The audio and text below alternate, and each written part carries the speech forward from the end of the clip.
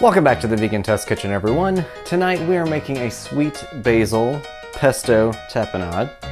We're putting it on some crusty bread. You can stick it on some pizza if you want. It's gonna be great. It's pesto. What's there not to love? So, as always, all the ingredients that you need are listed below. Let's get started. Now, of course, since this is a pesto, you're gonna need lots of basil, which we have right here. So grab 3 cups, tightly pack them, then we're gonna throw them in a food processor.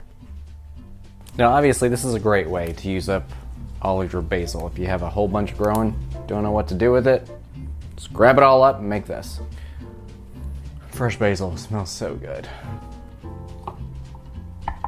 All right, let's throw this in the food processor.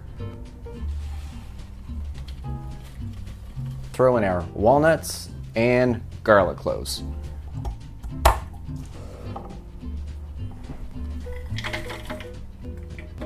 And we're gonna process this until chunky. Once you've done that, grab a lemon, because you're gonna need 1 teaspoon of freshly grated lemon zest. Throw that in the food processor, along with 1.5 teaspoons of salt, black pepper, maple syrup, and lots of olive oil. Now, you can do this one of 2 ways. You can either use 1/3 cup of olive oil plus 1/4 cup of walnut oil, or you can just use 1/3 cup and 1/4 cup of olive oil. I'm electing for the all olive oil because buying walnut oil and having it in my cabinet and never using it again just wasn't feasible. Yes, I know that's a lot of olive oil. And we're gonna process this until nice and creamy.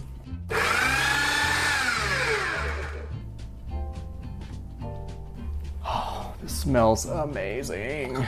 It's nice and creamy, as you see. Fun fact! Olive oil is one of the most controversial ingredients when it comes to healthy cooking. Trust me, I know, I've read your comments. Whether it's good for you, then bad for you, then good for you, then bad for you again, one thing I know for sure is that olive oil contains many antioxidants, including vitamin E, carotenoids, and oleuropein. And we'll just leave it at that. Get you some nice crusty bread.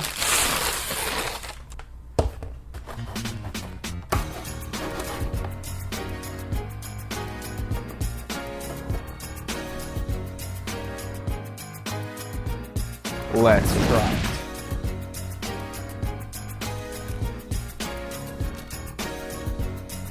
So one thing that's a little bit different about this is that it's a little bit sweet, you know, it's what the maple syrup adds to it.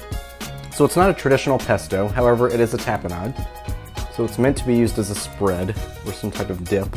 I wouldn't really put it on pasta. That's something that they advise against in the cookbook just because of the sweetness, and it's, I don't know. It's different than a traditional pesto, but it has those same great qualities. Of course, the basil, that garlic that comes through. It's actually a bit too sweet for me. I would maybe cut back on the maple syrup a little bit. Maybe it's just because I'm so used to a traditional pesto that's throwing me off a little bit, but it's damn good. Try it out. I think you'll like it.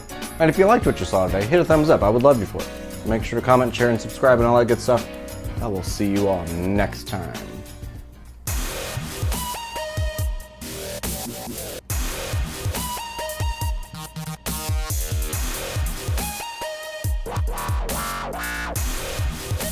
Okay, bye.